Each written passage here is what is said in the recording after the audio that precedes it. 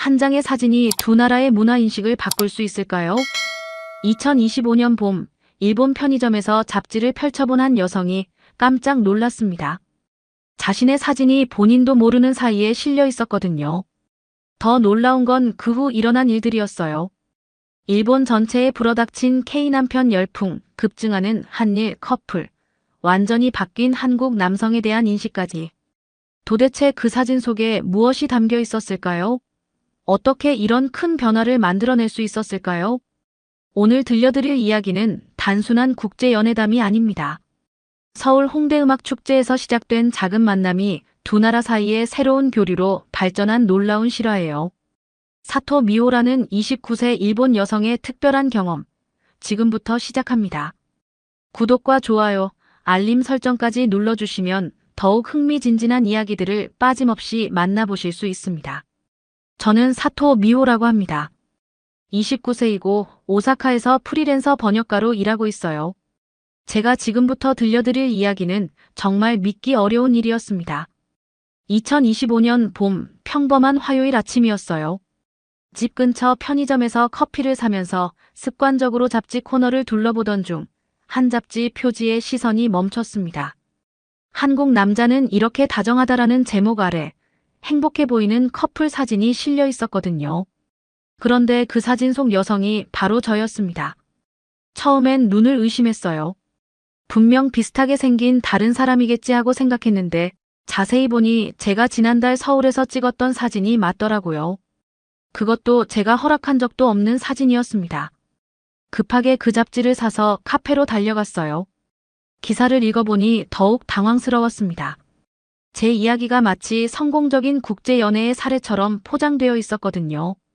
하지만 실제로는 그렇게 단순한 이야기가 아니었어요. 모든 건 한 달 전, 서울 홍대의 음악축제에서 시작됐습니다. 친구 나나를 만나러 갔던 그 여행이 제 인생을 완전히 바꿔놓을 줄은 꿈에도 몰랐어요. 그때까지만 해도 저는 평범한 일본인이었고 한국에 대해서는 드라마나 케이팝 정도만 알고 있던 수준이었거든요. 그런데 그 축제에서 만난 한 사람 때문에 제가 생각하던 모든 게 뒤바뀌게 됐습니다. 그는 자원봉사 스태프로 무대 설치를 돕고 있었는데 처음 본 순간부터 뭔가 달랐어요. 일본 남성들과는 확실히 다른 분위기였습니다. 지금 제 손에 들린 이 잡지가 그 모든 이야기의 시작점이자 결과물이에요. 사람들은 이 사진 한 장으로 모든 걸 알 수 있다고 생각하겠지만 사실 그 뒤에는 정말 복잡하고 놀라운 일들이 숨어 있었답니다. 카페에 앉아 그 기사를 다시 읽으면서 저는 처음부터 차근차근 이 이야기를 정리해봐야겠다고 생각했어요. 어떻게 한 장의 사진이 일본 전체에 이런 파장을 일으킬 수 있었는지, 그리고 그 중심에 있던 제가 어떤 경험을 했는지 말이에요.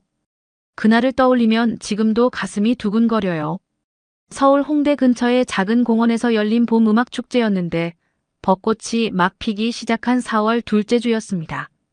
친구 나나가 한국에서 어학연수를 하고 있어서 그녀를 만나러 3박 4일로 서울에 온 거였어요. 나나는 축제 현장에서 통역 자원봉사를 하고 있었는데 제가 도착했을 때는 이미 오후 2시가 넘어 있었거든요. 공원에 들어서자마자 눈에 띈 건 무대 설치 작업이었습니다. 여러 사람들이 분주하게 움직이고 있었는데 그 중에서도 유독 열심히 일하는 한 남성이 보였어요. 키는 그리 크지 않았지만 움직임이 정확하고 다른 스태프들을 잘 챙기는 모습이 인상적이었습니다. 나나를 찾으러 스태프 텐트 쪽으로 가던 중 그 남성과 마주치게 됐어요. 제가 두리번거리고 있으니까 먼저 말을 걸어왔습니다. 뭘 찾고 계세요? 하고 한국어로 물어보더라고요. 저는 어설픈 한국어로 친구를 찾고 있다고 대답했는데 제 발음이 일본식이라는 걸 바로 알아차리더군요. 그러면서 일본어로 다시 물어봤어요. 도움이 필요하시면 말씀해 주세요 라고요. 그때 느낀 건데 일본에서는 낯선 사람에게 먼저 다가가서 도움을 주겠다고 하는 경우가 별로 없거든요. 특히 바쁜 상황에서는 더욱 그렇고요. 그런데 이 사람은 명백히 일손이 부족해 보이는 상황에서도 저를 도와주려고 했어요. 나나를 찾아준 뒤에도 계속 관심을 보여줬습니다. 축제가 언제 시작되는지, 어떤 팀이 공연하는지 친절하게 설명해주면서 좋은 자리에서 볼 수 있도록 추천도 해주더라고요. 이름을 물어보니 김민준이라고 했어요. 27세에 평소에는 음향 엔지니어로 일하면서 이런 행사에 자주 자원봉사를 한다고 하더군요. 오후 5시부터 공연이 시작됐는데 민준 씨가 추천해준 자리는 정말 최고였어요. 무대도 잘 보이고 스피커와의 거리도 적당해서 음향이 깔끔하게 들렸거든요. 중간중간 민준 씨가 스태프 일을 하러 오갔는데 지나갈 때마다 저희 쪽을 살펴보면서 괜찮은지 확인해 주었어요. 첫 번째 팀이 끝나고 잠깐 쉬는 시간에 민준 씨가 물과 간단한 과자를 가져다 줬습니다. 스태프용이라면서 나누어 먹으라고 하더라고요. 나나가 놀라면서 일본에서는 이런 일이 잘 없다고 말하니까 민준 씨는 당연한 일 아니냐는 표정을 지었어요. 그 순간 저는 뭔가 다른 문화를 직접 경험하고 있다는 걸 느꼈습니다. 단순히 친절한 게 아니라 함께하는 사람들을 챙기는 게 자연스러운 일이라고 여기는 분위기였거든요.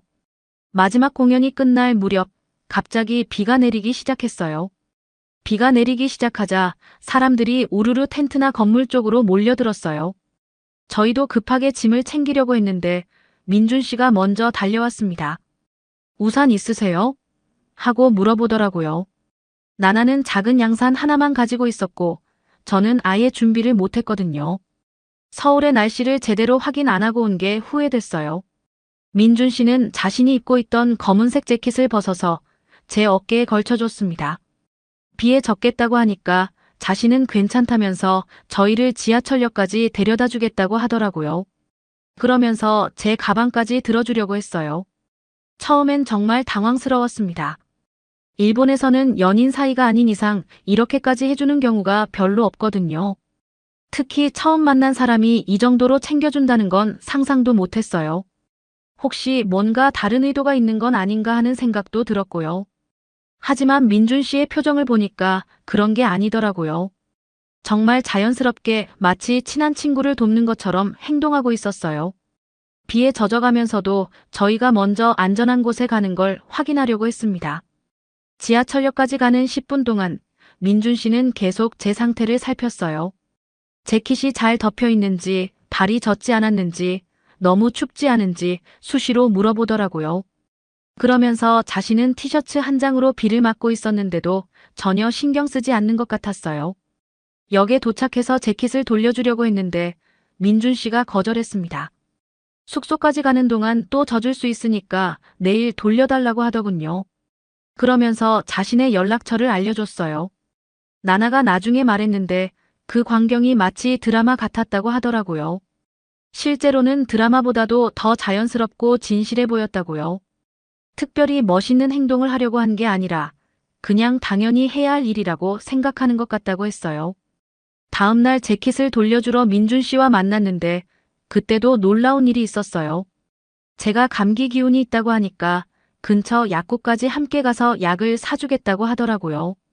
외국인이라 어떤 약을 사야 할지 모를 텐데 자신이 도와주겠다면서요. 약국에서도 민준 씨는 약사에게 자세히 물어보면서 외국인도 복용할 수 있는 안전한 감기약을 찾아줬어요. 그리고 복용법까지 일본어로 적어서 저에게 줬습니다. 하나하나 설명해주는 모습이 정말 세심했어요. 그날 오후에 민준 씨가 메시지를 보냈어요. 몸은 어떤지, 약은 잘 먹었는지 궁금하다고 하면서요. 그런 관심이 부담스럽기보다는 따뜻하게 느껴졌어요. 진짜로 걱정해주는 마음이 전해졌거든요. 저는 그때까지 이런 스타일의 배려를 받아본 적이 없었어요. 일본 남성들은 대체로 상대방의 영역을 존중한다는 명목으로 거리를 두는 경우가 많거든요. 물론 그것도 좋은 방식이지만 민준 씨의 적극적인 관심과 배려는 완전히 새로운 경험이었습니다. 이 경험이 제게는 한국 문화에 대한 첫 번째 진짜 인상이었어요. 서울에서의 마지막 날, 민준 씨가 홍대 근처를 구경시켜주겠다고 제안했어요. 나나는 다른 약속이 있어서 저 혼자 민준 씨와 함께 나가게 됐습니다. 처음에는 단순한 관광 안내 정도로 생각했는데 실제로는 완전히 달랐어요. 민준 씨는 제가 가고 싶어 하는 곳을 먼저 물어보고 제 취향에 맞는 장소들을 골라서 코스를 짰더라고요. 그것도 미리 인터넷으로 찾아보고 준비해 온 게 느껴졌어요. 첫 번째로 간 곳은 작은 레코드 가게였습니다. 민준 씨가 제가 음악을 좋아한다는 걸 기억하고 있었던 거예요. 가게 주인과 친분이 있는지 일반 손님들은 못 보는 희귀한 바이닐들도 보여줬어요. 일본 아티스트들의 음반도 많이 있어서 정말 신기했습니다. 점심시간이 되자 민준 씨가 물어봤어요. 뭘 드시고 싶으세요? 저는 아무거나 괜찮다고 했는데 민준 씨는 그런 대답을 받아들이지 않더라고요. 구체적으로 한식이 좋은지, 양식이 좋은지, 매운 걸 못 먹는지 하나하나 확인했어요. 결국 작은 한식당에 가게 됐는데 민준 씨가 메뉴를 자세히 설명해 줬습니다. 어떤 재료가 들어가는지, 어느 정도로 매운지, 일본 사람 입맛에는 어떨지까지 생각해서 추천해 주더라고요. 주문할 때도 제가 매운 걸 잘 못 먹는다고 미리 말해줬어요. 식사하는 동안 가장 놀란 건 민준 씨가 계속 제 그릇 상태를 확인한다는 거였어요. 물이 떨어지면 바로 따라주고 반찬이 부족하면 더 달라고 하고 제가 먹기 어려워하는 음식이 있으면 어떻게 먹는지 알려주기도 했습니다. 일본에서는 각자 자기 몫을 챙기는 게 일반적인데 민준 씨는 상대방을 세심하게 살피면서 함께 식사한다는 개념이 강했어요. 처음에는 좀 어색했지만 나중에는 따뜻한 마음이 느껴져서 기분이 좋아졌습니다. 오후에는 카페를 여러 곳 다녔는데 민준 씨의 선택 기준이 재미있었어요. 유명한 곳보다는 제가 편안해할 만한 분위기의 장소들을 골랐더라고요. 조용하고 음악이 좋은 곳, 창가 자리에서 거리를 내려다볼 수 있는 곳들이었어요. 각 카페에서도 민준 씨는 제 취향을 계속 물어봤습니다. 커피보다 차를 좋아하는지, 달콤한 걸 좋아하는지, 어떤 분위기를 선호하는지 말이에요. 그러면서 자신의 취향은 별로 말하지 않더라고요. 저녁 무렵 한강 근처로 산책을 나갔는데 그때 민준 씨에게 물어봤어요. 본인은 뭘 좋아하는지, 평소에는 어떤 곳에 가는지 궁금하다고요. 그제서야 민준 씨가 자신 이야기를 조금씩 해주기 시작했습니다. 평소에는 혼자 음악 들으며 산책하는 걸 좋아하고 새로운 카페나 레스토랑을 찾아다니는 게 취미라고 하더라고요. 그런데 오늘은 제가 즐거워하는 모습을 보는 게 더 재미있었다면서 웃었어요. 그 순간 깨달았어요. 민준 씨에게는 상대방이 행복해하는 걸 보는 게 자신의 즐거움이라는 개념이 있다는 걸요. 일본에서는 각자의 만족을 추구하면서 조화를 이루려고 하는데 여기서는 상대방의 만족이 곧 자신의 만족이라고 생각하는 것 같았어요. 하루 종일 함께 다니면서 느낀 건 이런 스타일의 관계가 나쁘지 않다는 거였습니다. 오사카로 돌아온 뒤 저는 며칠 동안 서울에서의 경험을 정리하느라 바빴어요. 민준 씨와는 계속 메시지를 주고받고 있었는데 그 사실을 직장 동료들이 알게 된 건 순전히 우연이었습니다. 번역회사에서 함께 일하는 다나카 선배가 제 휴대폰 화면을 흘끗 본 거예요. 한국어로 된 메시지가 계속 오는 걸 보고는 호기심 어린 표정을 지었어요. 한국 사람과 연락하고 있어? 하고 물어보더라고요. 처음에는 대충 넘어가려고 했는데 다나카 선배가 계속 궁금해하길래 결국 서울에서 있었던 일을 간단하게 얘기했습니다. 그런데 반응이 생각보다 복잡하더라고요. 다나카 선배는 처음에 신기했어요. 한국 남자들이 정말 드라마처럼 다정한지 궁금하다면서요. 하지만 곧 걱정스러운 표정으로 바뀌었습니다. 언어 문제는 어떻게 해? 문화 차이도 클 텐데 괜찮을까? 이런 질문들을 하더라고요. 그리고 한국이랑 일본은 역사적으로 복잡한 관계 아니냐면서 주변에서 좋지 않게 볼 수도 있다고 조심스럽게 말했어요. 점심시간에 다른 동료들과 함께 있을 때도 이 얘기가 나왔어요. 사토 씨가 한국 남자친구를 사귀게 될지도 모른다는 다나카 선배의 말에 모두들 관심을 보였습니다. 요시다 선배는 K-드라마를 좋아해서 긍정적이었어요. 실제로는 어떤지 정말 궁금하다면서 혹시 만나게 되면 소개해달라고 하더라고요. 하지만 나카무라 선배는 조금 다른 반응이었어요. 한국 사람들은 감정 표현이 과하지 않냐고 물어봤어요. 일본 사람들에게는 부담스럽게 느껴질 수도 있다면서요. 그리고 만약 진짜로 사귀게 된다면 원거리 연애의 어려움도 생각해봐야 한다고 조언해줬습니다. 가장 직설적인 반응을 보인 건 이토 과장이었어요. 한국 하면 매운 음식이랑 빨간 화장품밖에 모르는 분이었는데 제 얘기를 듣고는 고개를 갸우뚱했어요. 한국 남자들이 그렇게 친절할 리 없다면서 혹시 뭔가 다른 목적이 있는 건 아니냐고 의심하더라고요. 외국인 여자에게 관심을 보이는 남자들 중에는 진실하지 않은 사람들도 많다고 경고해줬어요. 집에 와서 어머니에게도 얘기했는데 반응이 더욱 복잡했습니다. 어머니는 한류에 관심이 없는 분이라 한국에 대해 아는 게 별로 없으셨거든요. 처음에는 외국 사람과 만나는 것 자체에 대해 걱정하셨어요. 문화가 다르면 오해가 생기기 쉽고 나중에 문제가 될 수도 있다면서요. 특히 결혼까지 생각하게 된다면 양국 가족들 사이에 갈등이 생길 수도 있다고 우려하셨습니다. 그런데 제가 민준 씨가 얼마나 배려심 많고 다정한지 설명하자 어머니의 표정이 조금씩 바뀌었어요. 그런 사람이라면 한번 만나보고 싶다면서 하지만 너무 성급하게 판단하지는 말라고 하셨어요. 동네 친구들과 만났을 때도 비슷한 반응들이었어요. 호기심과 걱정이 섞인 시선들이었죠. 누군가는 로맨틱하다고 부러워했고 누군가는 현실적인 문제들을 지적했어요. 가장 인상 깊었던 건 대학 동기 유키의 반응이었습니다. 유키는 국제관계학을 전공해서 한국 문화에 대해 어느 정도 알고 있었거든요. 한국 남성들의 배려는 정말 각별하다면서 그건 좋은 일이라고 했어요. 하지만 동시에 그런 문화에 익숙하지 않은 일본 여성에게는 때로 부담스러울 수도 있다고 조언해줬습니다.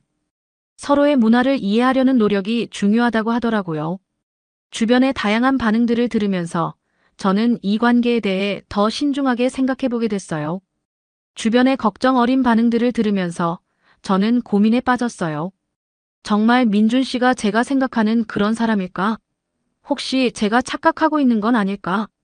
이런 의문들이 계속 머릿속을 맴돌았습니다. 민준 씨와 2달 정도 연락을 주고받은 후 큰 결심을 했어요. 친구들과 함께 다시 서울에 가서 민준 씨를 직접 소개해 보기로 한 거예요. 그래야 주변의 오해나 편견을 풀 수 있을 것 같았거든요. 유키와 나나를 설득해서 함께 가기로 했어요. 유키는 한국 문화에 관심이 많았고 나나는 이미 민준 씨를 한번 본 적이 있으니까 적당한 조합이라고 생각했습니다. 민준 씨에게 친구들을 소개하고 싶다고 했을 때 흔쾌히 승낙하더라고요. 그러면서 친구들이 좋아할 만한 곳들을 미리 알아보겠다고 했어요. 이런 세심함이 바로 민준 씨다운 면이었죠. 서울에 도착한 첫날 저녁 홍대의 한 고깃집에서 만났어요. 민준 씨는 저희보다 30분 일찍 와서 자리를 미리 잡아놨더라고요. 그것도 조용하고 편안한 구석 자리로요. 유키와의 첫 만남이 특히 인상적이었어요. 민준 씨가 일본어로 간단한 인사를 했는데 발음이 꽤 정확하더라고요. 나중에 알고 보니 저희가 오기 전에 기본적인 일본어 인사말을 연습해온 거였어요. 식사하는 동안 민준 씨의 진면목이 드러났습니다. 유키가 채식주의자라는 걸 미리 알려줬더니 채식 메뉴가 있는 곳을 골라온 거예요. 그리고 고기를 구울 때도 채식용 부분을 따로 만들어서 구워줬어요. 나나는 처음부터 민준 씨를 좋게 봤지만 유키의 반응이 더 중요했거든요. 유키는 처음에는 조금 경계하는 듯 했는데 시간이 지나면서 표정이 부드러워졌어요. 특히 민준 씨가 한일 관계에 대해 이야기할 때의 태도가 인상적이었다고 나중에 말하더라고요. 과거의 아픈 역사는 인정하면서도 지금 세대끼리는 서로 이해하고 존중해야 한다는 생각을 갖고 있었거든요.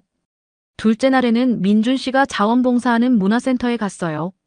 거기서 외국인들을 위한 한국어 수업 보조를 하고 있다고 했는데 실제로 보니까 정말 성실하게 활동하고 있더라고요. 일본인 할머니 한 분이 한국어를 배우고 있었는데 민준 씨가 특별히 신경 써서 도와드리고 있었어요. 발음 교정을 해드리면서도 절대 무시하거나 답답해하지 않고 끝까지 인내심 있게 가르쳐 드리더라고요. 유키가 그 모습을 보고는 완전히 마음을 열었어요. 진짜 좋은 사람이라면서 이런 남자를 만난 게 부럽다고 하더라고요. 그러면서 자신도 한국어를 배워보고 싶다고 말했어요. 셋째 날 아침, 민준 씨가 갑자기 연락이 왔어요. 친구 중 한 명이 응급실에 실려가서 병원에 가야 한다면서 오늘 약속을 취소해야겠다고 하더라고요. 그런데 저희만 남겨둘 수 없다면서 다른 친구에게 부탁해서 서울 구경을 시켜주겠다고 했어요. 그 친구가 바로 이정우 씨였는데 민준 씨 못지않게 친절한 사람이었어요. 민준 씨가 미리 저희 취향과 가고 싶은 곳들을 다 알려줬나 봐요. 정말 완벽한 가이드 역할을 해줬거든요. 저녁에 민준 씨가 병원에서 돌아와서 저희와 만났는데 친구 상태가 어떤지부터 물어보더라고요. 하루 종일 신경 써준 정우 씨에게도 정말 고마워했어요. 이런 모습을 보면서 민준 씨가 사람 관계를 얼마나 소중하게 여기는지 알 수 있었어요.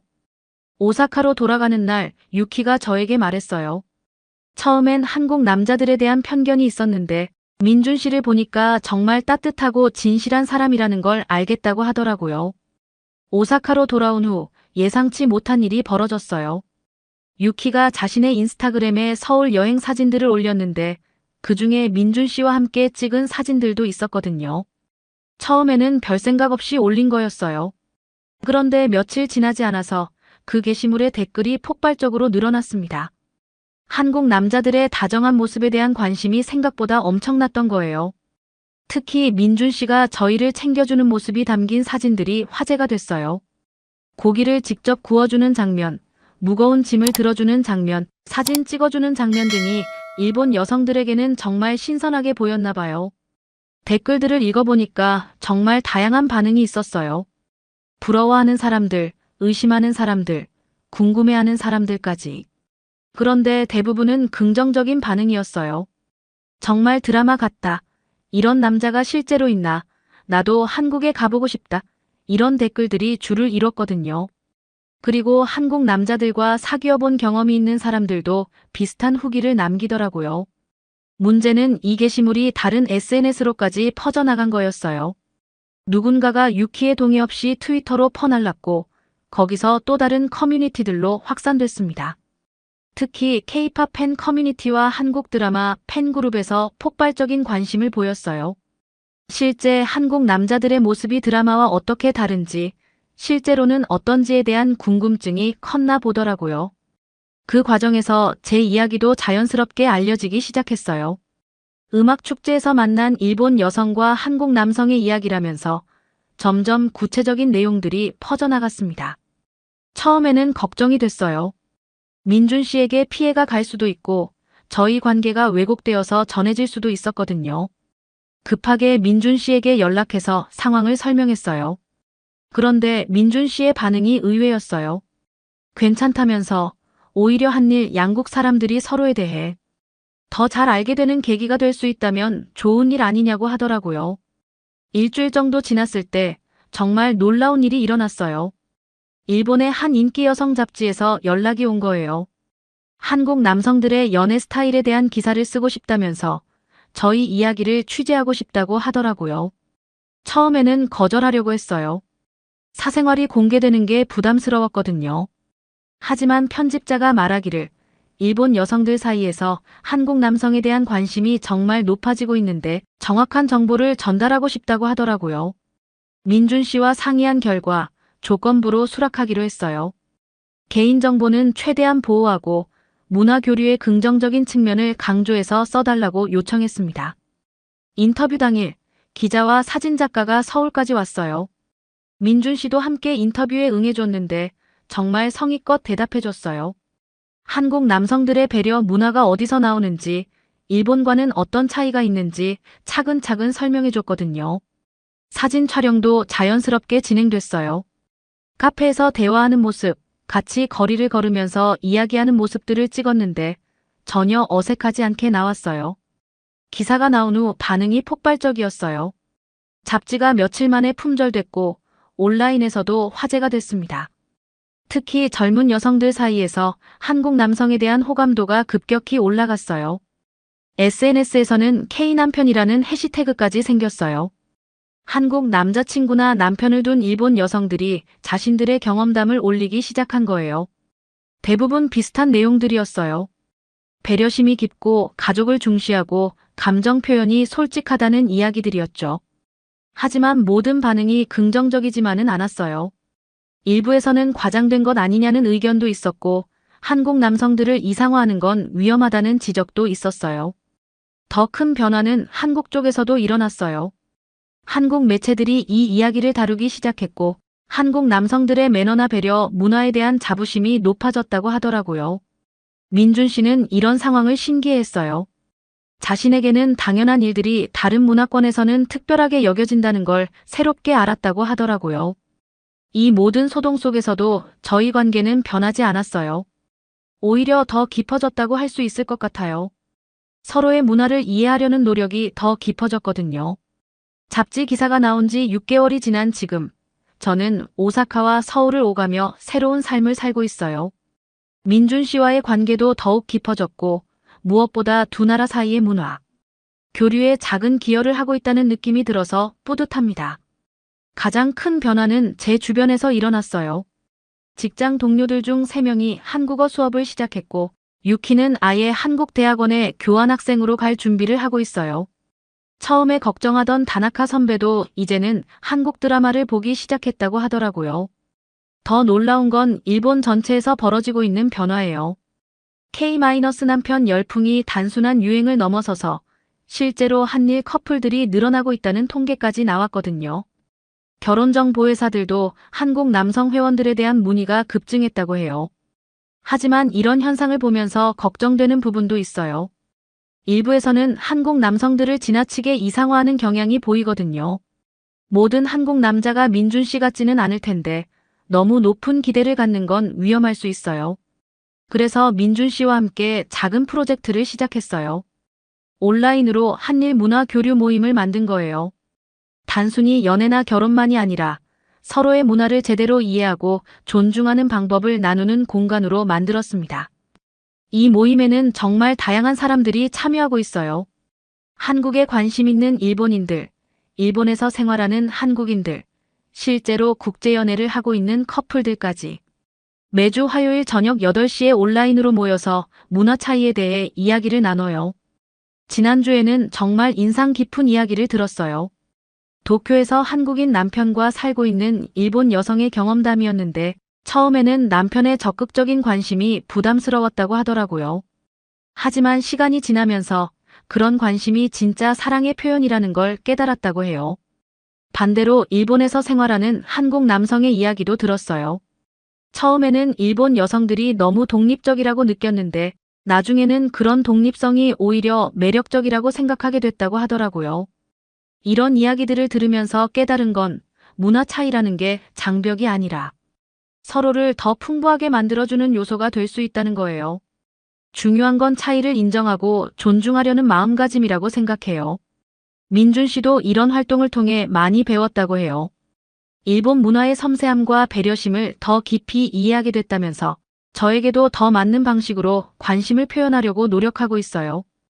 요즘 저는 새로운 꿈이 생겼어요. 언젠가는 한일 문화 교류 전문가가 되고 싶다는 꿈이에요. 번역가로 일하면서 쌓은 언어 능력과 직접 경험한 문화 차이에 대한 이해를 바탕으로 두 나라 사람들이 더 가까워질 수 있도록 돕고 싶거든요. 민준 씨도 비슷한 생각을 하고 있어요. 음향 엔지니어로 일하면서도 한일 합작 음악 프로젝트에 참여하고 싶다고 하더라고요. 음악을 통해서 두 나라의 젊은이들이 더 쉽게 소통할 수 있을 거라면서요. 지금 제 손에 들린 이 잡지를 보면서 생각해요. 한 장의 사진에서 시작된 이 모든 일들이 정말 신기하다고요. 그리고 앞으로 더 많은 사람들이 저희처럼 서로 다른 문화를 만나서 더 풍부한 삶을 살았으면 좋겠다는 바람도 들어요. 사토 미호의 이야기는 여기서 끝나지 않습니다. 오히려 새로운 시작점이라고 할 수 있어요. 두 나라 사이에 작은 다리 역할을 하면서 더 많은 사람들에게 진정한 문화 교류의 의미를 전하고 싶거든요. 사토 미호의 놀라운 이야기가 마무리됩니다. 서울 홍대음악축제에서 시작된 우연한 만남이 두 나라 사이의 새로운 문화, 교류로 발전한 특별한 여정이었어요. 이 이야기는 중요한 교훈을 줍니다. 문화의 차이는 장벽이 아니라 서로를 풍부하게 만드는 자산이 될 수 있다는 것, 그리고 작은 개인의 경험이 사회 전체의 인식 변화로 이어질 수 있다는 사실입니다. 지금도 미호는 오사카와 서울을 오가며 민준 씨와 함께 더 많은 문화 교류를 만들어가고 있어요. K-남편 열풍은 단순한 유행이 아니라 진정한 이해와 존중을 바탕으로 한 만남들의 결과였습니다. 혹시 여러분도 다른 문화권 사람들과 만날 기회가 있다면 미호의 이야기를 떠올려 보세요. 작은 관심과 배려가 어떤 놀라운 변화를 만들어낼 수 있는지 말이에요. 사람과 사람 사이의 진정한 만남에는 국경이 없습니다.